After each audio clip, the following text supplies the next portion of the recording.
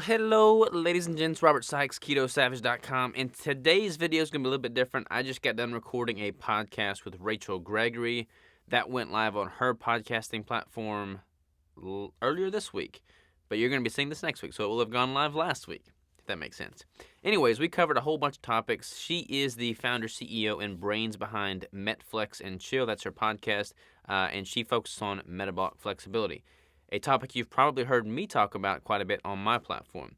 Anyways, we had a great discussion. We talked about metabolic flexibility. We talked about reverse dieting. We talked about metabolism. We talked about a lot of the things that I get a lot of questions on, and she was kind enough to give me those video and audio files. So I'm going to publish those on my platform as well, simply so that more people can see the content.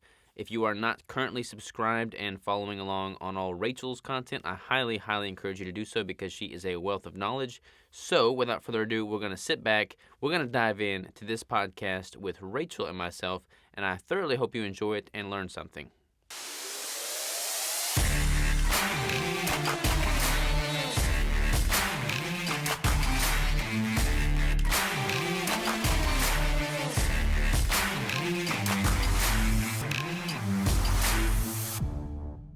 Back to Metflex and Chill. This is Rachel Gregory, your host, and I'm here with one of my best friends, Robert Sykes, aka Keto Savage. What's up, Robert?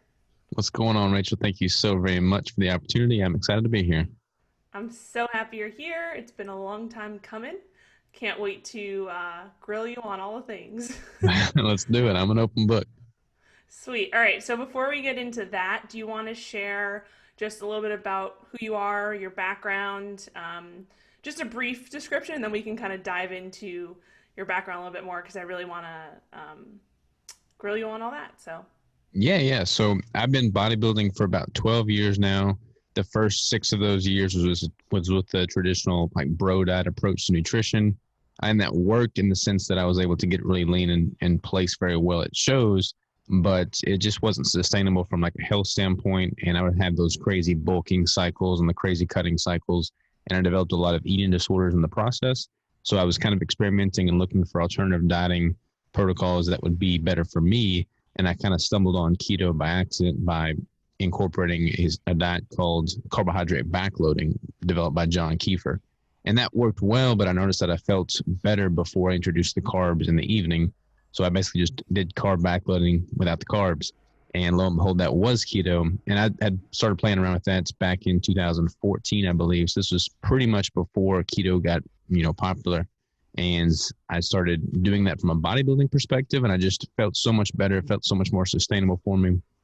I was able to kind of beat my eating disorders and get on top of my nutrition and just have a better relationship with my body and what kind of foods I was supposed to be feeding my body from a performance standpoint. And all the people in the gym that I was training at the time said, you can't bodybuild without carbs. It just isn't going to work. Best of luck to you. And I'm like, well, I'm going to go ahead and give it a shot and see what happens. So I decided to do my entire 2017 competition prep in a state of ketosis.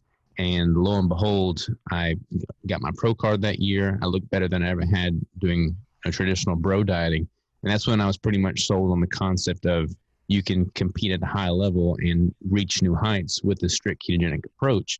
And I've since then just kind of developed and dedicated my life to spreading that message, teaching others what I've learned over the years, and just trying to get the word out to what's possible and what you can do to be the best you that you can. Awesome. I love it. So I feel like there's so many different areas we can go down and questions that I have, but I do want to start kind of with this and something that I've been super fascinated about, over the past year, I would say, in terms of this concept of like nutritional periodization. So periodizing your nutrition and looking more towards like the long term versus kind of the short term, even, like a year from now versus 2 months from now. Because a lot of people who, and I want to talk about this too in the sense of kind of like general population, not necessarily like bodybuilding population, because I think a lot of the gen pop, it's like you go on a diet or whatever and you're thinking the short term, but you're not thinking long term. You're not thinking about, obviously a lot of people go on a diet because they want to change their body composition. And can we talk a little bit about the importance of periodizing your nutrition and going through, these kind of cuts and maintenance and quote unquote bulking, and why that's not just for bodybuilders, but for, the general population and those people who do want to really just build their best physique, and why it's important to realize that, you can't be in a caloric deficit 24/7, 365 days a year. That's not going to be advantageous. And obviously it depends where you're coming from, right? But like if you want to be building muscle in an optimal state, like being in a caloric deficit might not be the best thing for you. And so can you just talk to a little bit of maybe kind of how you look at nutritional periodization in terms of going through cuts, going through periods of maintenance, going through periods of bulking, and like how kind of what you've seen from that, and then also working with your clients? Yeah, for sure. So let me preface this conversation with saying that, I'll talk about this from a perspective of a bodybuilder, and people will automatically like tune me out if they're not wanting to be a bodybuilder because they assume that the same rules do not apply. But the beauty of bodybuilding, especially natural bodybuilding, is it allows me to really, have like a good pulse on how my body's responding to all these different manipulations. And that same response is happening to the general population. It's just happening on a scale that's not really as you can't really feel it because you're not that lean. You're not as in tune with your body. When you get down to like sub 3% body fat, you can feel every little manipulation you're making. But all these principles that I'm incorporating on myself and my clients are applicable to people no matter where they're at in life. So definitely want to throw that out there. With regard to this fluctuation and this like going through these different phases, I think that's incredibly important because I feel like maintenance is false. Like there's no such thing as maintenance. You're either getting better or you're getting worse in life. There's no pause button. I mean, you're not getting any younger. So if you're not improving in some form or fashion, then you're going downhill. And having a standalone building phase and a standalone cutting phase allows your body and your mind to make this entire process much more sustainable. And you're going to see a lot more improvement as you cycle through these different phases. You just try and maintain, quote unquote, you're going to go downhill because you're not giving your body any reason to adapt or to change because you're just letting it be in its comfort zone. Having some kind of stressors in the form of a building phase in which you're at a caloric surplus and prioritizing muscle growth, or in a cutting phase in which you're having some of that cell autophagy, having this loss in body fat, like both ends of that spectrum have a hormetic effect on the body and cause it to want to improve and adapt to that improve. So I think having those, whether you're a bodybuilder or just a person that's wanting to live a healthier, more sustained and, beneficial life is going to be worth your while for sure. Gotcha. Okay. So what if someone listening to this is like, okay, well, I don't really want to go through those, or maybe I want to go through like an initial kind of losing body fat phase and then just maintain after that, and I don't really, care about going through these phases. What would you say to that? Or like what advice would you give someone who is maybe thinking that way? Yeah, so like I get that a lot. I mean, it's funny because if you were to poll most guys, they're like, I just want to get huge and walk through walls. And if you poll most female, they're just like, I just want to lose weight and fit in my jeans better, look good in bikini season, But you kind of have to mesh the two. I mean, having like a lot of people want to build muscle and lose body fat. Like if I ask somebody, what's your primary goal? They're like, I want to build muscle, lose body fat. But yeah, everybody wants to do that. But it's better to like prioritize one of those because they're somewhat competitive for one another. Like if you're wanting to truly optimize muscle growth, you're going to need to be in a surplus so that your body's got enough fuel coming in to rebuild, repair, and grow more muscle tissue. Whereas if your goal is to optimize for fat loss, you need to be in somewhat of a caloric deficit to truly maximize your efficiency at losing that body fat. So having these phases in which you're prioritizing either building or cutting is going to allow your body to truly tap into the full potential it can during that phase. And then when you cycle into the next phase, you're going to be able to truly maximize the efficiency there, as opposed to just trying to like stay middle of the road. You're not really going to make any progress. Whereas you have a dedicated phase, you can make a lot of progress and then even more progress when you cycle to the next phase. And the overarching goal is to just improve your baseline starting point each time you cycle through these phases. So like in your example of a female that wants to lose some body fat and then maintain, if they're going to maximize the efficiency at which they lose that body fat, they're going to probably be in a caloric deficit. They're going to probably ramp up their cardio, and then they're going to downregulate the metabolism, because a slight downregulation of metabolism is just one of the things that comes with being in a caloric deficit. Totally natural, but it's just going to happen. If you do that, lose that body fat, and then you try and maintain at that low caloric and metabolic rate, your body's baseline is not really in an optimal situation. You're not going to really be able to build muscle, and you can't really sustain a very low caloric intake and a very low fat loss for very long. Your body's just going to start slowing down and shutting down. So it's important to, have that yin and yang effect and ramp that back up at some point. Okay. Yeah, that makes sense. I would say, so like, just kind of from my experience working with clients, I do have a lot of, I work with a lot of women, and they come to me, and really a lot of the clients that I've worked with, at least over the last year, they have had significant changes in, or ability to body recomp, right? So they've had the ability to lose body fat and gain muscle at the same time, because they went from first, not following any type of, maybe they followed a structured nutrition protocol, but they weren't following a structured lifting protocol and resistance training to including progressive overload. So, doing a little bit better every single week. So we're able to, structure their nutrition a little bit better, and then also implement a structured nutrition resistance training program. And those two things help them to body recomp. And I'm kind of thinking about one client I just talked to yesterday who just finished her fat loss phase, and she lost 2.5 pounds on the scale, but she looks completely different because she was not following any type of structured resistance training program.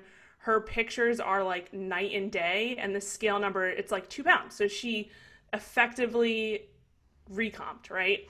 But this is because she is, I would say a novice, or kind of on the lower end of the intermediate, versus someone who has been maybe dieting for a long time or following a structured resistance training program, and they get to this body weight, and they're just I don't like how I look, right? And I don't know what to do from here. I'm afraid to eat a little bit more. I'm afraid to kind of go into that surplus.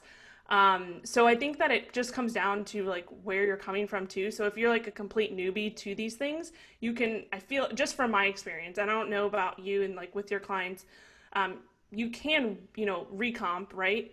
But it gets to a point where you've kind of, and that's where I'm at right now. I've pretty much pulled out all of my recomposition capacity for my current body weight and where I'm at. So now I'm in a slight surplus, focusing on quote unquote bulking and gaining more muscle, and going through that. But anyway, now I'm just rambling on. So I do want to talk kind of about these concepts of, as we're on this subject of, going into a surplus, in terms of reverse dieting and kind of, I know, and the thing is, I want to kind of address this in a way that is more for the gem pop, because I know that pretty much a lot of people listening to this podcast are not bodybuilders, so they've not gone down to that extreme leanness and then they have to reverse out of it. So can you kind of give us your perspective, obviously for you, but then also working with your clients after you do, bring them through a cutting phase and then you implement a reverse diet or a recovery diet? Maybe you can just talk about what you've noticed with them, and then also with yourself, but maybe in the sense where people can understand this from a gen pop mentality versus a bodybuilding mentality, right? Not that they're different mentalities, but there's a different kind of extremeness. When you get super lean for bodybuilding, it's a little bit different than if you just got, leaner. Right. Does that make sense? Is that a super confusing question? No, it makes total sense. Okay. I've never heard someone say gin pop so many times. I don't know why I keep saying, I've never said that that many times, but I'm just kind of thinking through things. Anyway, you go. Yeah. So with reverse dieting, basically the whole concept is it is the reverse of dieting. So if dieting is defined as stripping away calories, prioritizing fat loss, reverse of that would be increasing calories and prioritizing muscle gain. So for instance, when I'm taking myself or my clients or anybody through a competition prep or just a fat loss phase, at the end of that, the last little tail end, let's say the last month, calories are going to be at their lowest. And I don't ever recommend just hacking calories off by a massive amount. I'm very, very gradual with my caloric reductions. And towards that last month of the caloric deficit, your metabolism is downregulated. So I start incorporating some ketogenic caloric refeed. So basically I'll take whatever their baseline caloric intake is and start doing either a 1 day or 2 day consecutive caloric refeed. That kind of helps shunt the negative effects of that downregulated metabolism and keeps the body moving. That lasts for about a month, month and a half. Then at the very end of that, when calories are at their lowest, that's ideally the point at which you're stepping on stage, going through a photo shoot, peaking for an event, a wedding, whatever. And then at some point you have to start increasing calories back up from that point, because you don't want to be at that very low caloric intake, indefinitely. So I'll start gradually incorporating increasing calories week after week after week, while also leveraging those refeeds that we implemented about a month prior.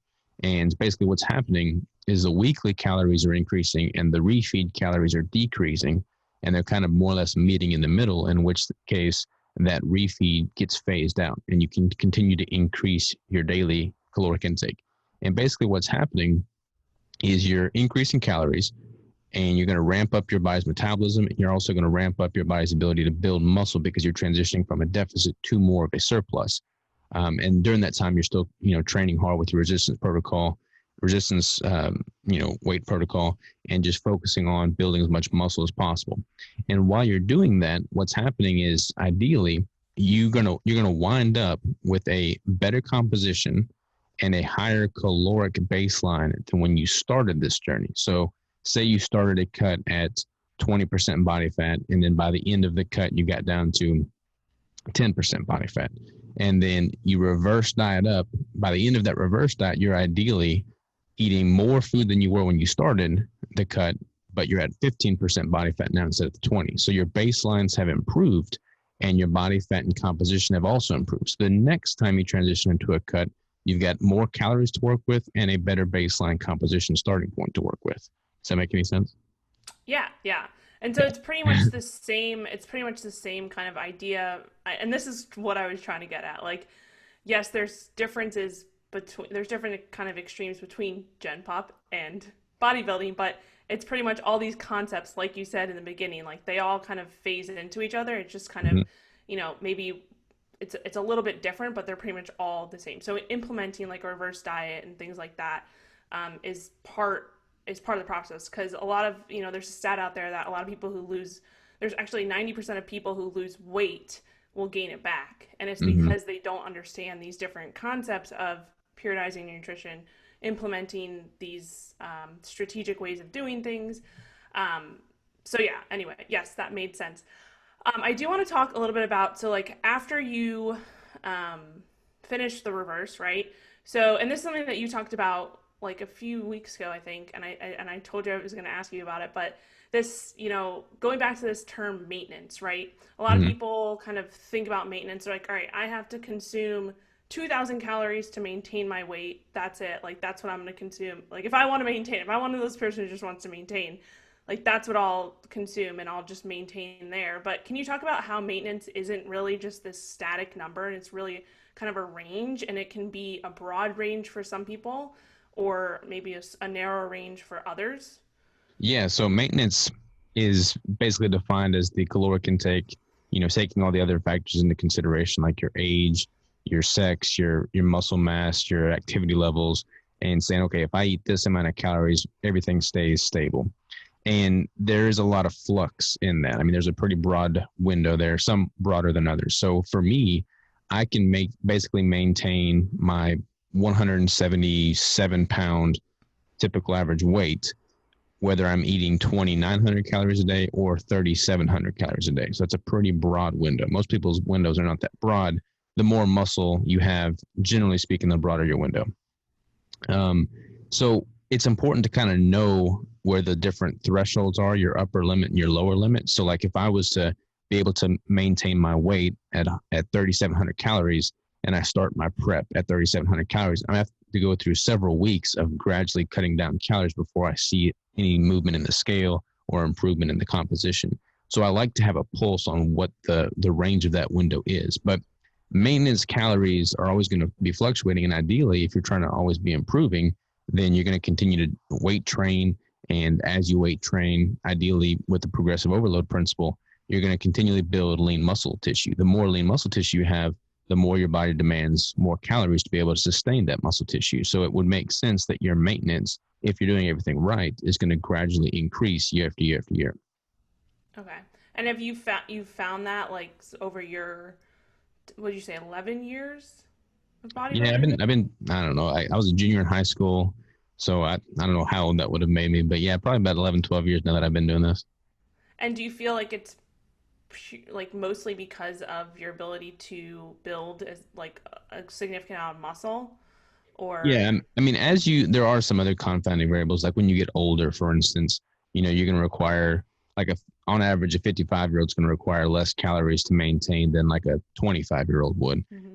But, if all things, the human body is not a closed system, but if you were to look at this point alone from that closed loop system standpoint, as you're building more muscle year after year after year, it stands to reason that your caloric demands are going to increase in correlation to that increase in lean tissue.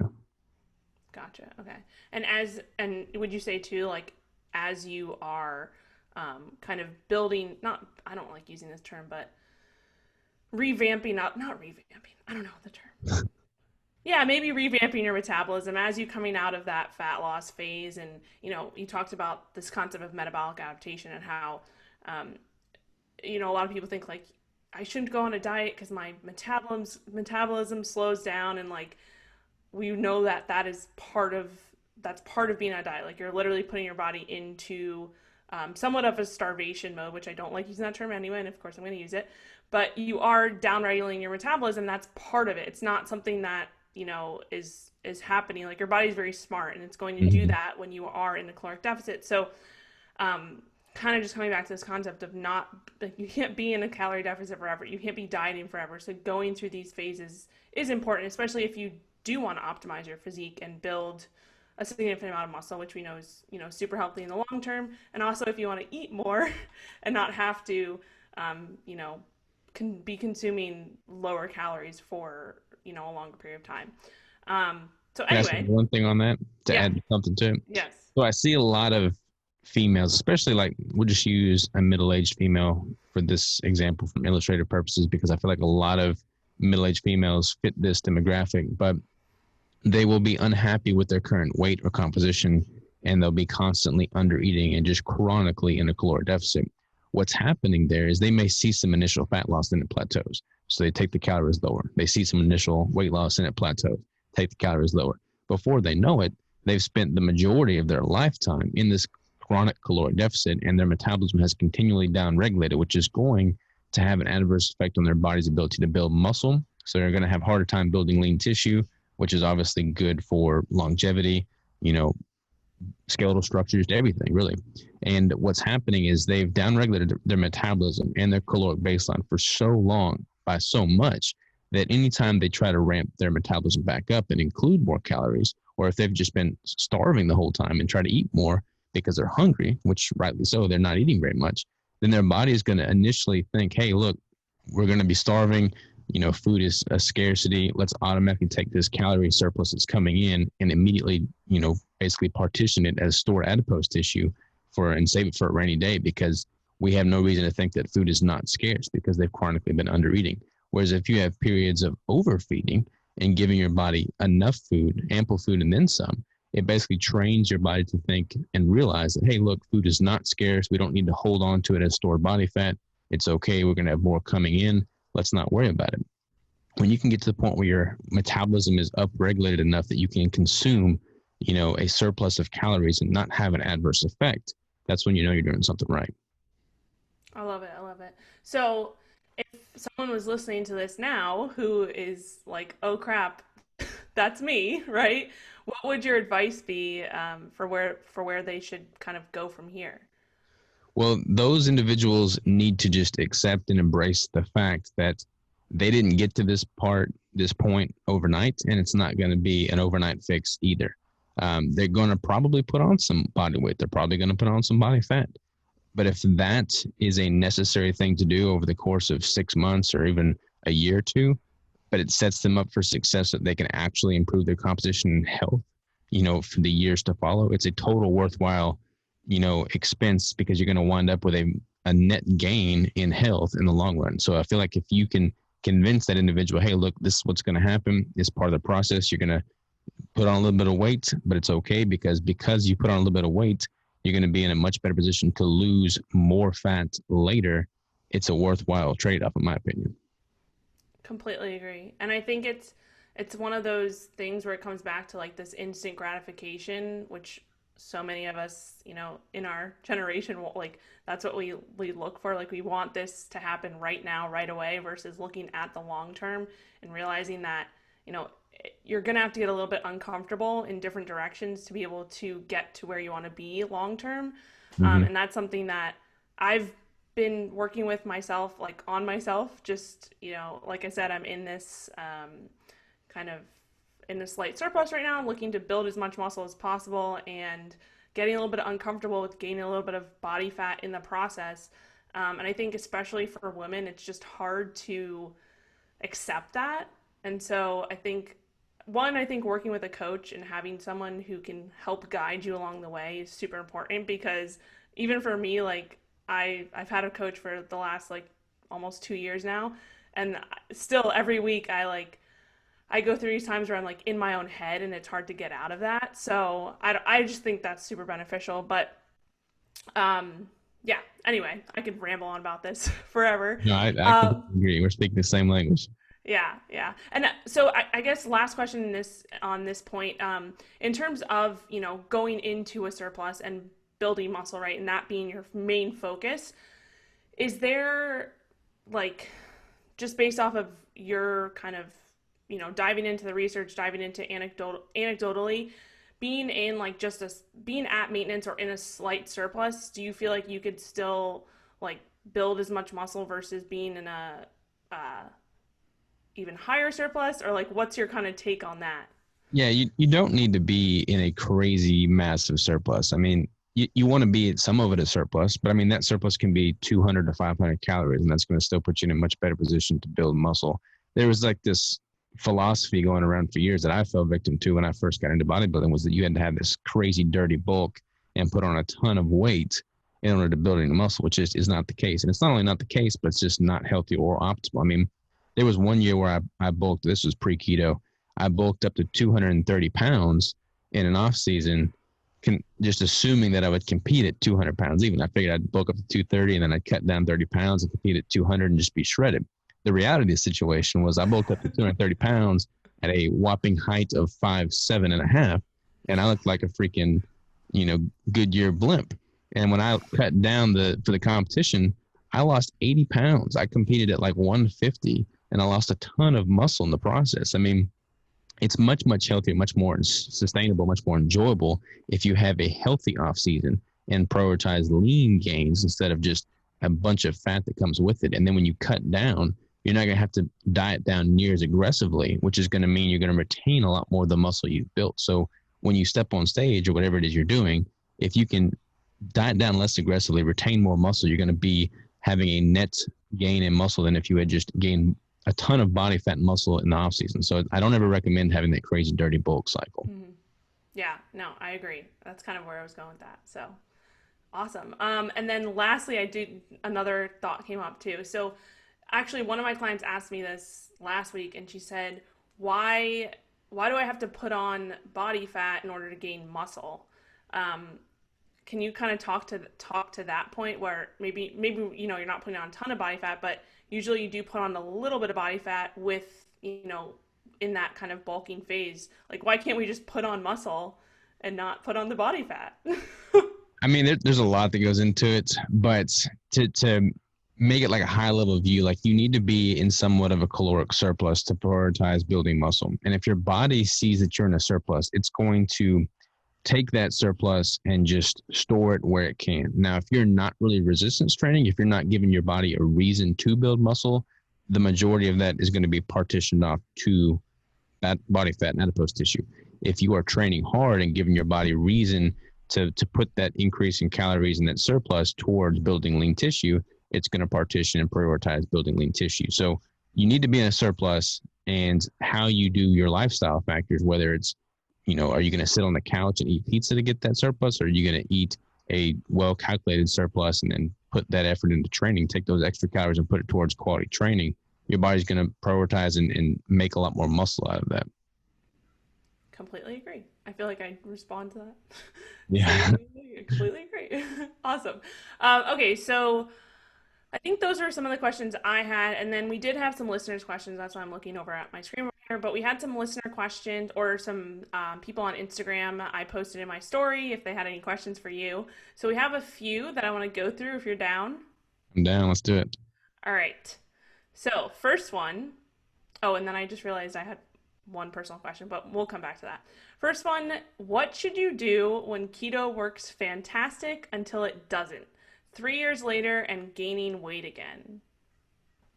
So a lot of people, like if they're coming from a heavily processed, high carbohydrate diet and they go keto for the first time, they can just basically do the high level keto recommendations of, the 75-25 ratio. They can have like the keto cheesecakes and all the fatty foods, all the butters, and just, get the ratios dialed in. And their body's going to like be so shocked by that change in, crappy food to quality food that they're going to see some initial, weight loss. They're going to see some composition improvements, and they're really going to start getting dialed in. However, as your body does adapt and becomes efficient at using ketones and using stored body fat for fuel, you're going to have to get more dialed in. It's kind of like the same thing as weight training. When you first start weight training, you're going to have those beginner gains and be able to put on 10, 15 pounds of muscle in your first year. Whereas if you're a seasoned lifter, you're doing good if you can put on 1, 2, or 3 pounds of muscle a year. The same is basically true with regard to your nutrition. If you've been doing this for a while, you got to get more fine-tuned, and you're going to see, more marginal gains. They're not going to be as significant gains, but you can really get things dialed in. So I would argue that it doesn't ever stop working. You just have to be a lot more diligent and much more fine-tuned in what you're manipulating and what you're fine-tuning for your individual body. Gotcha. Yeah. And would you say too, like, say for example, if this person went from, lost maybe 100 pounds or something, which is not unheard of, with people, especially within the keto space, I feel like that's, I don't know, I've just heard a lot of that recently. Like I lost 100 pounds of keto and then it's not working anymore. Or like whatever, 50 plus pounds. Kind of realizing that although we can, ramp those calories back up and ramp that maintenance back up, it's probably never going to get to the point where it was when you were 100 pounds heavier, because just, it takes less energy and less calories to move a smaller body, right? Would you say, yeah. Like for me, I've lost 80 pounds in a stint before, but like when I'm doing a competition prep now with my current baseline, I'll lose about 20 pounds. Those first 15 pounds come off a lot easier than the last 5 pounds. You got to kind of expect that when you go into it. Yeah, agreed. And then while we're talking about pounds, I do want to ask you, so I know you're someone just like me who does, weigh themselves every day and uses that as a data point in the grand scheme of everything else. Can you talk a little bit to this idea of the scale and the number on the scale just being a data point in time, and then also to the fact that, the daily fluctuations in the scale matter much less than the trends over weeks, over months, and how looking at that, not, if you're looking at the daily fluctuations and you're getting, mentally, it's just messing with your head, how you've kind of transitioned to not paying attention to that, daily fluctuation and really just, again, thinking about the long term. What's kind of your experience with that, with your clients and with yourself? So a lot of people look at the scale and they'll wake up, they'll jump on the scale. If it's not showing them the number they want, it totally ruins their day. And they'll justify just throwing the scale out the window because, hey, this is a negative thing in my life. I should be more intuitive. What difference does the scale make anyways? And I would argue that that's honestly just a lack of maturity in your philosophy and mental psychology towards what this data is telling you. Like, it's just a data point. Like, it's not good or bad. It's just a number. Your relationship to that number is all within your own head. So you're going to see day-to-day fluctuations. I mean, I could have a heavy leg day and wake up 3 pounds heavier. I've been deep into a contest prep and binged on pickles and woke up 8 pounds heavier and freaked out. It's just going to happen. Like, you're going to see fluctuations with your electrolytes, with your water. If you're traveling, if you don't sleep very well, those fluctuations are totally normal. That's why if you're tracking on a regular basis and you're tracking the trend lines, you can see how the manipulations you're making are having an effect over time. And that's where the insightful data is actually used. So like if I'm focusing on building and I'm seeing a gradual increase in scale weight, but I'm taking measurements, I'm taking skin fold caliper tests, and I'm tracking my strength, then that increase in the scale is associated with a good thing in my book. If I'm trying to lose body fat and I'm seeing an increase in the scale, and if I'm binging on foods and not staying on top of my macronutrient goals, then I'll see that, okay, something's happening in an adverse way. But if you're doing everything right, if you're tracking everything diligently and you're doing what you're supposed to be, then that's a very insightful data point that you can use to manipulate the variables you're changing and get things dialed in to reach the desired goal more efficiently. Yeah, agreed. Yeah. Completely agree. Yeah, and then also to that, though, to the point that I talked about before, the scale, like you said, the scale is just a data point, but it can be very useful. But in some people who are able to go through this body recomposition, sometimes it can be, like I said, the client who lost 2.5 pounds on the scale over like a 4-month period, but completely changed her body. We were taking pictures, her body tape measurements were going down, but the scale just wasn't budging. So I think that's why it's super important to have these different metrics. And if you're just using the scale, it's probably not the best tool alone, because kind of those things can happen, right? So do you always recommend kind of doing other metrics as well?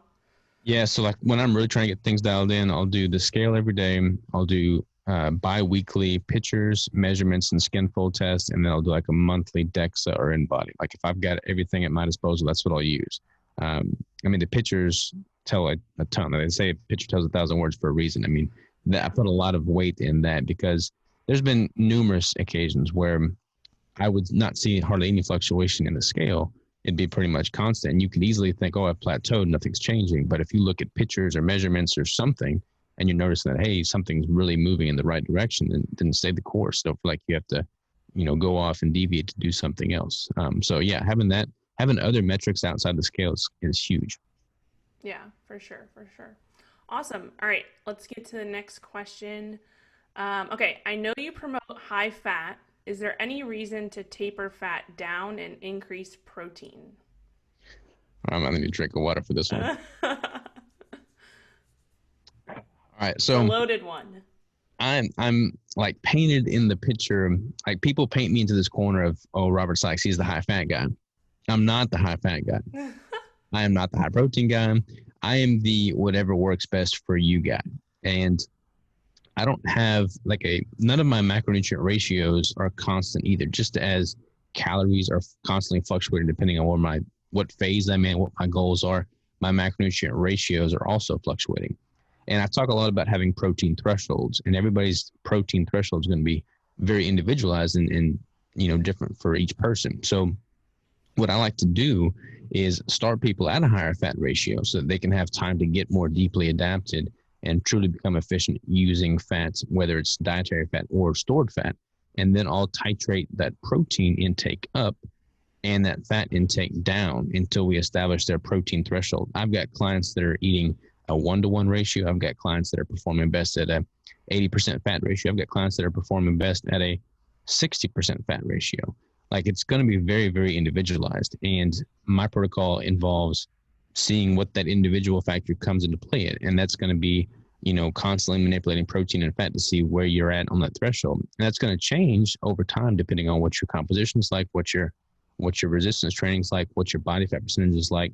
So I don't ever want people to think that I'm just always the high fat guy. I mean, it's totally individualized. I do typically recommend having more dietary fat than protein, in the context of having healthy amount of protein, because if you're fat adapted, it stands to reason that you want to have more energy. And if you're getting your energy from the fat, it makes sense to have plenty of energy coming in. So I typically recommend a higher fat ratio, but it's all going to be individualized depending on what they respond best to. Gotcha. Okay. And then in that realm, would you say, like with your clients, have you ever incorporated like increasing carbohydrates? Ooh, I should take another break. So not really. I mean, I typically have total dietary carbohydrates at a pretty low intake. I mean, if you're keto and your body is is deriving its primary fuel source from fat and ketones. And you have protein, adequate protein to build lean tissue and preserve lean tissue. Then any carbohydrates you're getting are not really predominantly used for fuel. So I have some trace carbohydrates coming in. I've got clients with trace carbohydrates coming in based off of the other foods they're eating, but they're not using those carbohydrates to, drive their energy demands, if that makes sense. Mm-hmm. Okay. So would you say like, and I know you knew this question was coming in terms of kind of building your metabolic flexibility and Mm-hmm. being able to kind of go between fuel sources depending on where you're at, in your life and your goals and all of that. What's your kind of viewpoint on this concept of metabolic flexibility? Um, So I am 100% pro metabolic flexibility. If you define metabolic flexibility as having the ability to tap into your stored body fat for fuel. So like if someone's coming from a traditional, standard American diet in which they're eating a lot of processed foods, a lot of carbohydrates, their body hasn't been in a ketotic state since birth, and they were drinking breast milk. So it benefits them immensely to be metabolically flexible and for their body to be able to tap into their stored fat and dietary fat for fuel. However, once they've reached that point and they become keto adapted, then it's not like their body forgets how to use carbohydrates. Like I haven't had a carbohydrate based meal in 6 years, but if I was to eat a piece of pie right now or a cinnamon roll, my body would know what to do with it. I may get a little bit of a headache because I haven't had one in 6 years, but a couple of days of having more carbohydrates and that headache would totally dissipate. Similar to if you've been eating carbs your whole life and then switch over to keto, you're going to have a little bit of a keto flu-like symptom. That's mitigated if your electrolytes are in check, if you're well hydrated, et cetera, et cetera. But your body doesn't ever forget how to use glucose. I mean, there's no scientific literature that would suggest otherwise. So I don't feel like I need to switch back and forth because I prefer how I function with a fat-based approach.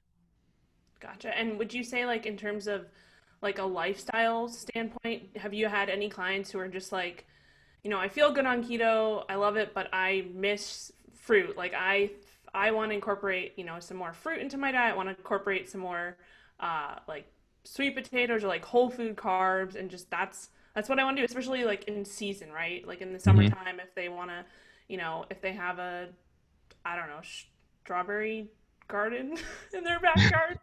I don't even know why I said that. You know what I mean, right? They just want to start incorporating a little bit more fruits and maybe some squash and things like that, which is kind of what I went through. Have you Mm-hmm. had clients, go through that, and like what's your approach if you have, or Yeah, so like I am not a member of the keto police. I do not have a badge or a gun, and I'm not walking around analyzing what people are eating. Like if they want to eat carbohydrates, then more power to them. I feel like this is more so a psychological question than it is a physiological question. From a physiological standpoint, I don't think your performance is going to be inherently benefited by having some strawberries or some soft serve ice cream with sprinkles, like natural or not. I don't feel like your performance is going to be benefited from eating a bunch of carbohydrates if you're trying to make the most of your fat adaptation. However, if you want to have some of these foods and you're able to psychologically embrace that, and it's not going to lead to you having some kind of eating disorder or going down a dark path that led many people towards keto in the first place because they couldn't handle that relationship with carbohydrates, then go for it. Like my dad is a perfect example. He's not keto. He never will be keto, but he's very healthy and he eats a whole food diet that involves a lot of meat, a lot of healthy fats, and carbs when he wants them. And he doesn't have a bad relationship with food. Like I said, he's very healthy. He's very active, and more power to him. Like, who am I to say that he should or shouldn't eat a certain way? But there's a lot of people out there that have, disordered eating. They have a addiction to carbohydrates.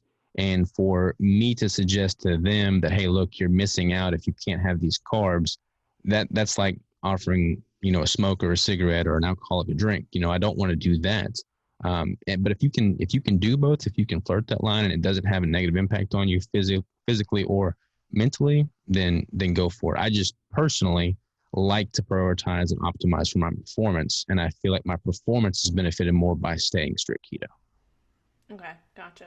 Yeah, so I think, at the end of the day, it just comes back to figuring out, like, because like you said, we're all individuals, right? Figuring out what works best for us both from a physiological and a psychological and a lifestyle, long-term within those goals, right? And so also realizing that it's going to change too, like as you go throughout your lives, as your goals change, like this might change, right? You don't have to be married to anything in terms of a dietary protocol forever. Like it's okay to experiment with things and try new things, but also realize like you probably like know your limitations, right? And realize that you can, experiment, but there comes to a point that each of us has our own limitations. So whether that's someone who's, struggled with carbs or sugar in the past, and if you maybe start to incorporate those again, you feel like you're going back down that rabbit hole of some type of disorder eating or anything like that, then maybe you have to pull back and realize that maybe that's not for you. So I don't know. At the end of the day, I just think that everybody's so individualized, and it really just comes back to finding what works for you. So would you agree? Yeah, totally. And like I eat veggies. There was like a movement going on for a little while there where like veggies were like demonized, and carnivore is really popular right now. And if carnivore works really well for you, then more power to you. I'm pretty much carnivore with keto, Brooks. I don't eat a whole lot of vegetables, but when I do want vegetables, like I eat them and I don't feel bad about it. Like it's not like something that I feel should be demonized. I mean, I don't really want a salad that often, but whenever I'm craving a salad, I eat a big one and I don't think twice about it. So having enough flexibility in your life to, go through different cravings is great. Now, I don't think, you can justify eating a bunch of cookies and ice cream from like a performance standpoint and think that the main thing I want to avoid is I want to avoid people thinking that they're missing out from their full potential if they don't eat carbohydrates. Like that's why I did the whole ketogenic bodybuilding thing, because so many people told me that I couldn't be competitive as a bodybuilder at an elite level without carbohydrates. And there's so many sports in which people excel at a very high rate with a strict ketogenic approach. So I want to be, a light to those people saying, look, you're not missing out if you choose to not have carbs in your life. And if you can handle carbs and it's not having a negative physical or psychological effect on you, then more power to you. That's basically where I'm saying.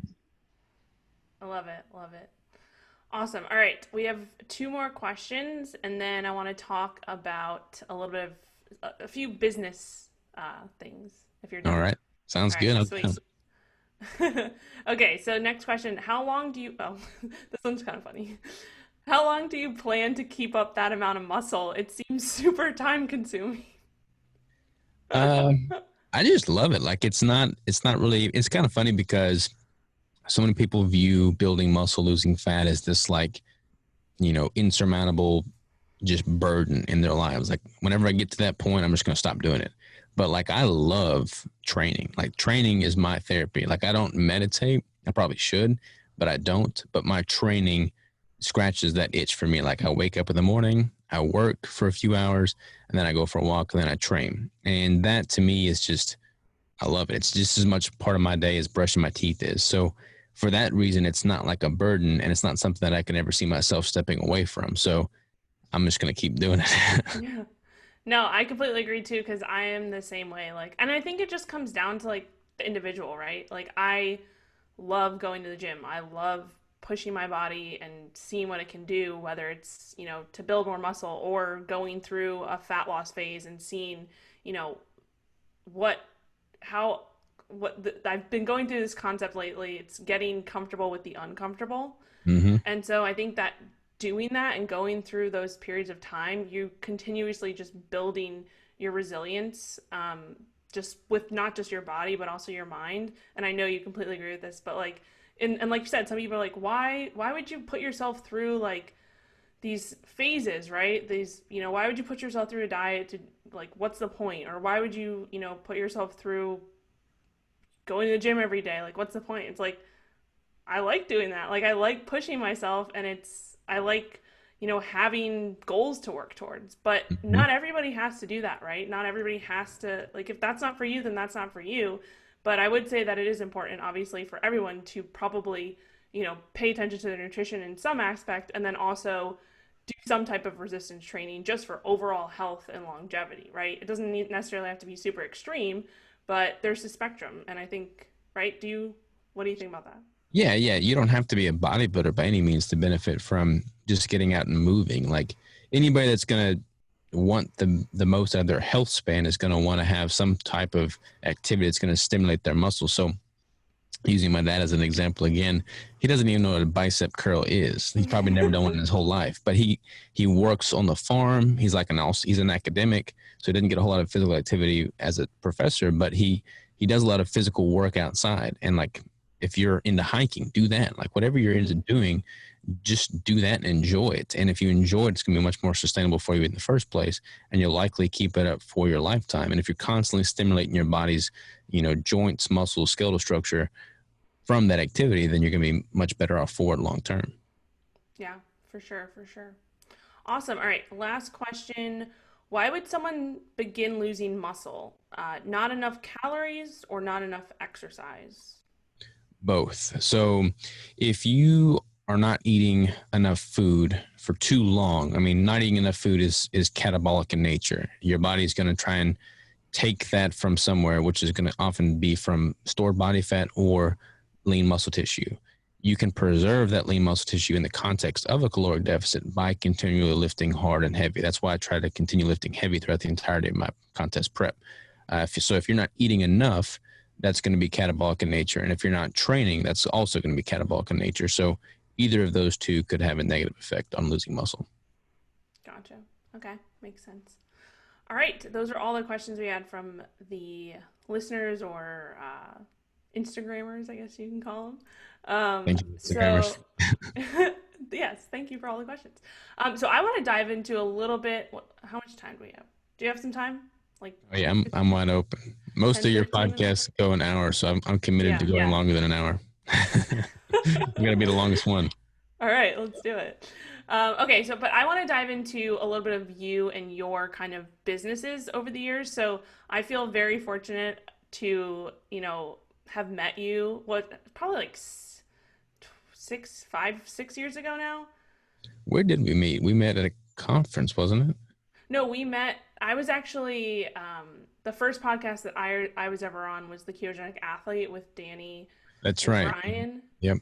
And then they introduced me to you, I think. Mm-hmm. That was like five. Yeah. That was a long time ago. Long time. So I've been if the people don't know, we've been friends for a while, and I've always looked up to you and admired everything that you do. And I say this to you all the time. Like, I want to be like Robert and Crystal when I grow up, because you guys are just awesome in terms of just everything. And just, so I want to talk a little bit about your businesses, and maybe you can just give us a quick, this is not going to be quick, but a snapshot of just over the past, 5 years, going from, starting Keto Savage to where you're at now with Live Savage and Keto Brick. And I don't know, maybe just give us a little bit of how you felt now looking back on your experience, and maybe your top 3 kind of takeaways from it, whether good or bad. So this could be a super deep question for sure, but I started doing keto as a way to improve my disordered eating and just overall health, and it became a life-changing phenomenon for me, because when I got the relationship with food established, I felt liberated. I felt like I had some serious screwed up issues. Like, I was obsessive compulsive. I felt like a failure in life. I'd always wanted to build a business, and I hadn't achieved that yet. So I felt like a failure from that perspective. And I felt like a failure from a health standpoint, because here I am trying to be a bodybuilder, and I can't even get my relationship with food in check. So I found keto, and that just worked. Everything clicked. I felt better. I felt healthy, and I saw such progress with it that I wanted to commit to something that involved the ketogenic diet plus bodybuilding. And at the time, I was in Washington State. I had moved there after I graduated college, and I was working as a manager on the Burlington Northern Santa Fe Railroad, which was a good, career corporate job, but it wasn't fulfilling me at all.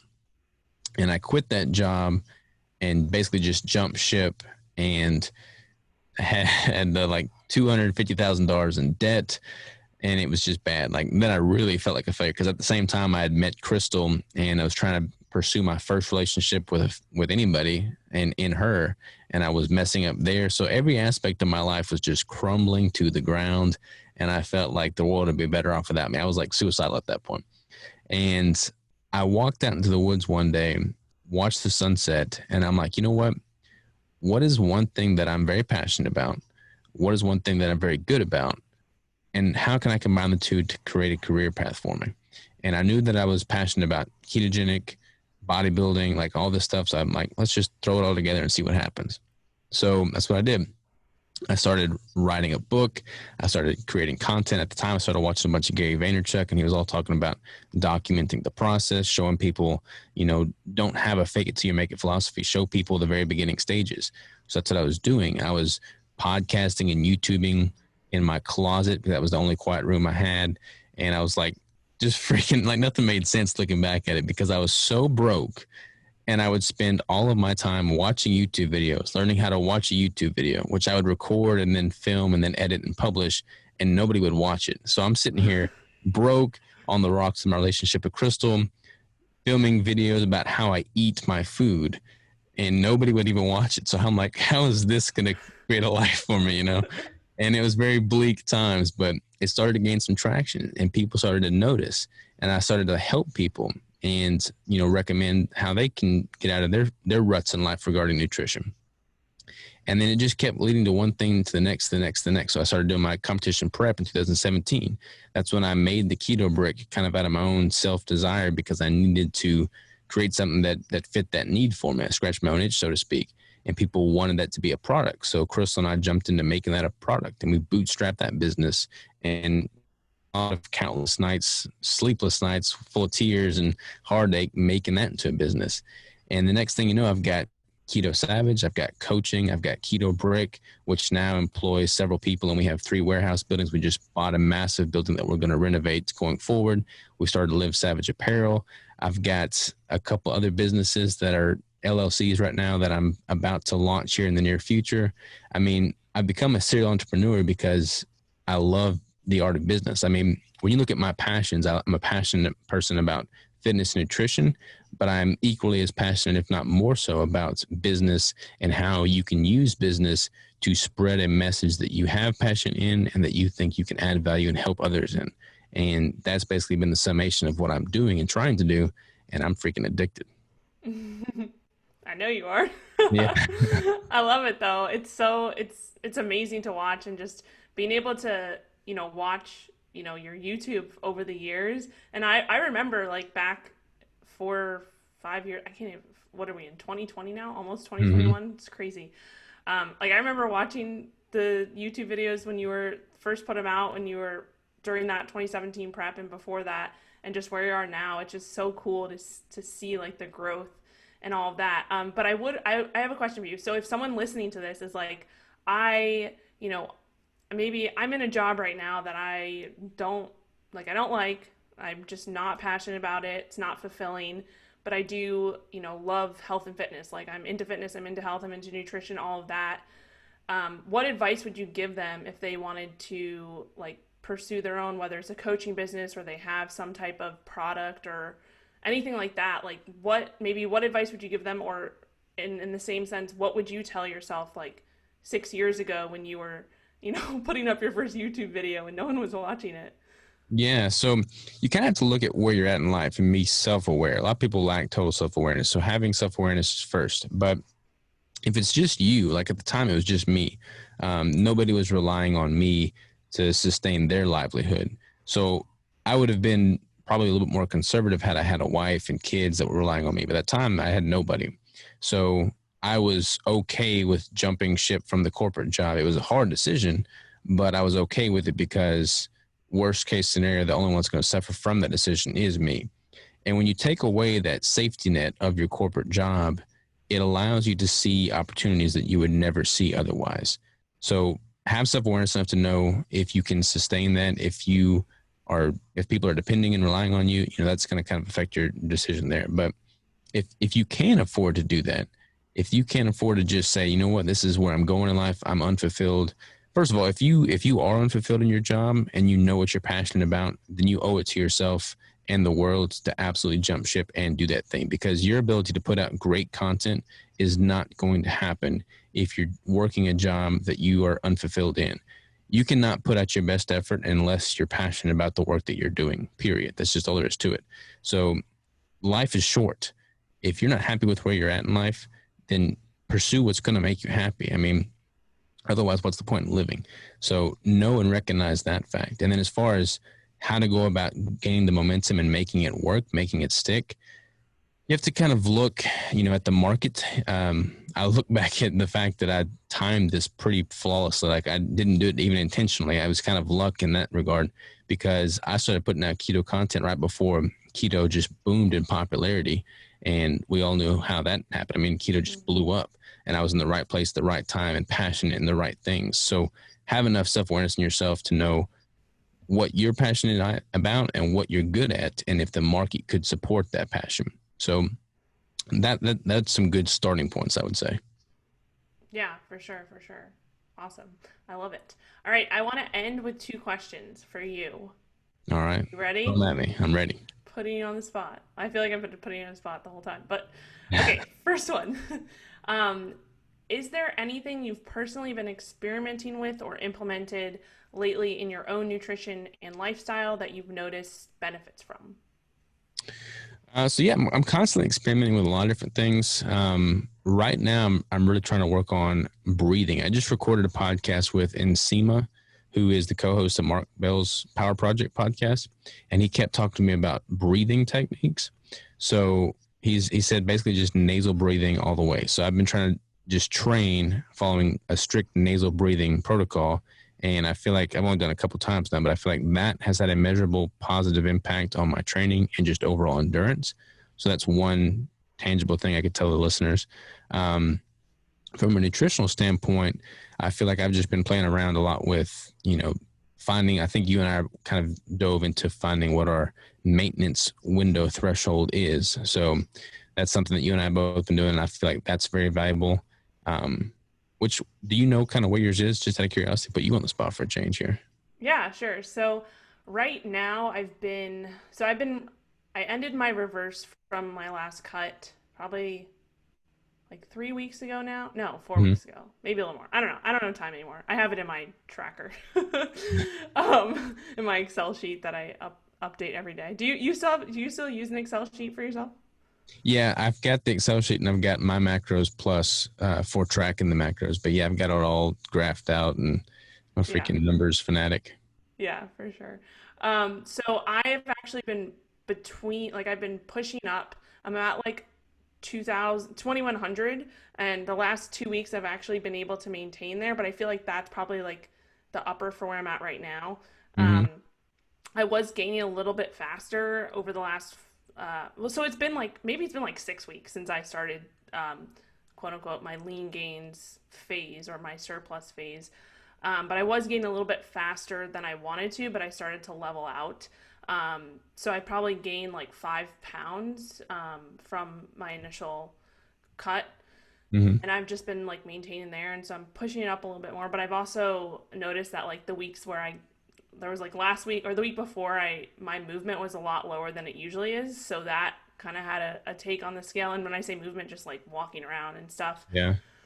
Which some people don't realize too. Like that's why, tracking those things like your movement, your steps, your neat non-exercise activity, like that plays a big role in maintenance as well, I think. And like you said, if you're sitting on the couch and eating pizza versus, being active, and not even just within your workouts, but like throughout the rest of the day, like right now I'm standing up, so this is adding to that factor as well. So yeah, I say I'm right around there, but I want to, obviously keep pushing and keep getting a little bit uncomfortable, but obviously I don't want to get to that point where I'm, like we said, you don't want to be gaining too much to the point where you're super uncomfortable, and then also it's just harder for you to, be in that advantageous place to build muscle without gaining too much body fat. So yeah, that's super important. I feel like there's no benefit to just getting sloppy big and just eating ad nauseum. But when you like embrace the fact that, hey, look, I'm gonna put on a little bit of body fat, but I'm also gonna put on a lot of muscle, and you get excited. You get more excited about the fact that you're putting on muscle and seeing the lifts go up in the gym. then you get discouraged. Like when you're more excited about that progress than you are discouraged about the slight body fat you gain, that's when you know you're in a good, healthy spot. Yeah, for sure. Like I've been hitting PRs like every single day basically. Like Mm-hmm. in all of my lifts. Like yesterday I was doing safety bar split squats, which are like my arch nemesis because they're just so freaking hard. Mm-hmm. But I was like repping out like more than I have ever and just kept putting the weight in the bar, kept feeling like by the end of it I was like dead, but it felt good to like have like be fueled enough and feel good during that. Um, so yeah, I think also that's something too to realize, especially, you know, if you are going through a lean gains phase, we call it, or a bulk or whatever it is, like focusing more on the performance side of things can be a huge mental shift versus like focusing on that scale and the body composition. So kind of shifting gears in that sense, I think is super beneficial. Totally agree. I totally derailed your questions there. So what was the next question? No, you're good. You're good. So the last question, and this is what I always ask people at the end. What's something that you've changed your mind about in the last year and why? Should have probably prepared myself more for this question and given you a better Sorry. answer. You can take some um, time. it doesn't have to be It can nutrition be, related. no, it can be anything at all. So honestly, like figuring out, like I think the most growth and also seemingly like the most stagnation in my life. So the most growth and the most stagnation kind of juxtaposed against each other for me happens in my relationship with Crystal because we just have a very unique relationship in the fact that we're doing a lot of things that most people, especially our age, are just not doing. I feel like I've got the training more or less figured out. I feel like I've got the nutrition more or less figured out. I feel like I got business more or less figured out. Always growing in all of those and learning more as I go. But like the relationship is something that I have no problem in admitting that I have not yet got figured out. I mean, she's the only girl I've ever been with, and she's the only person I've ever been with. So like I'm constantly trying to evolve and figure out how I can best fill her cup and be the best person I can be for her. But it's weird because I'm also, you know, like we're business partners in the same business. We live in the warehouse. Our bed is in a office in this building. I mean, it's just a very strange life. And I'm constantly trying to figure out how I can grow and develop that. So as far as things that I've changed my mind on, it's not necessarily that I've changed my mind. It's just that I've realized that I am not an expert. I'm used to being really good at everything I pursue. And it's humbling to be in a relationship in which we do, you know, have hard times. We do have arguments. We do have disagreements. So I'm having to constantly like step back and evaluate how I'm doing something and how I can be doing it better and where I'm wrong and where I can grow and mature. So that'd probably be where my most, you know, constant growth is happening right now. Awesome. And then also too, like, I mean, that's super important. And we actually had Crystal is on, I believe it will probably be like 2 months ago now when this comes out. So if you're listening and you haven't checked out the podcast with Robert's wife, Crystal, we'll link that in the show notes so listeners can check that out. But in terms of, so I'm just thinking about the last year too, like in terms of like just the whole 2020 quarantine pandemic that we've been going through. Do you have any insights from that, from like, you know, what your business is like? Have you like realized anything from that, or any takeaways from like going through this type of time that we're in, I guess you can call it? Yeah, the big takeaway that I can say about the pandemic is that shit happens, all right? You can't push the pause button on life because things are not going your way.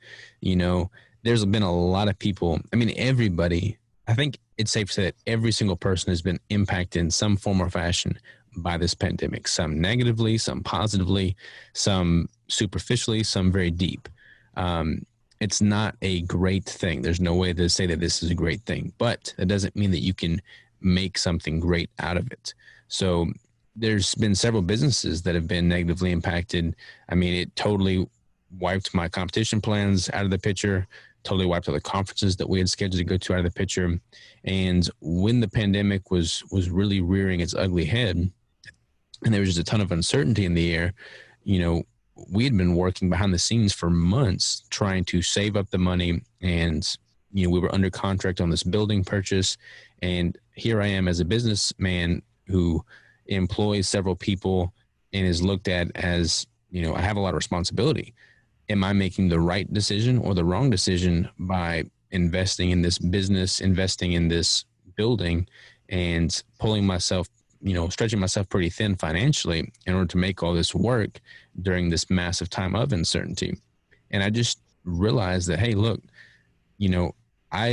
fortune favors the bold. Like, if you can be bold and if you can be, responsible, but also have, some degree of risk and have that, just aggressiveness in life, you can't ever expect things to stop and slow down. And you can't expect life to push pause because you're not ready for it. So for me, I learned to just trust my gut, be bold, be aggressive, and do the right thing. If you're constantly doing the right thing in life and you're never sacrificing your integrity, then whatever happens, whether it's good or bad, it's always going to be good because you will have learned something from it and you'll be strong in your belief for that decision. I love it. I love it. That is a very good place to end because you just crushed that. Um, awesome. All right. Well, do you want to tell our listeners and viewers where they can find you on social media? Tell us all your businesses. I don't, is that plural?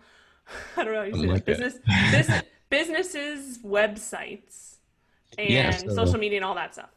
Yep. So Keto Savage, anything Keto Savage, that's me. So Google that, ketosavage.com. That's where I'm at on social. KetoBrick.com and Keto Brick on social for the bricks. And then Live Savage Apparel for the apparel. We've kind of had to push pause on the apparel. Speaking of not pushing pause, but we've kind of had to push pause on the apparel. But we've got some pretty exciting things coming in the pipeline for that. So Live Savage Apparel for all things apparel. Sweet. And then you have some other things coming down the line that you can't talk about yet? I could talk about it a little bit. So we got the building that we're renovating, which is going to be super awesome. I'm just like over the moon with that. That's going to be incredibly exciting when we unveil the building. But then I'm writing a book right now. So that should be hopefully done. At least the first draft will be done by the end of this year. Hopefully that'll launch sometime early next year. And it's going to have an accompanying online course all about competition prep as it relates to the ketogenic diet. So basically taking everything that I've learned over the years and compiling it into a book and course to get people on the right track. Sweet. Awesome. Can't wait for that. Yep. I'm excited. Awesome. All right. Well, thank you so much for taking the time. I think you definitely, a little bit over an hour. So nice. Hit that goal. Beautiful. Well, the quality is what's there, not the quantity. It's always quality time talking with you, Rachel. So I appreciate it. Yeah, I appreciate you. Oh, now our quality is breaking up a little bit, but right at the end. So awesome. Good timing though. All right. I will talk to you soon. Take care.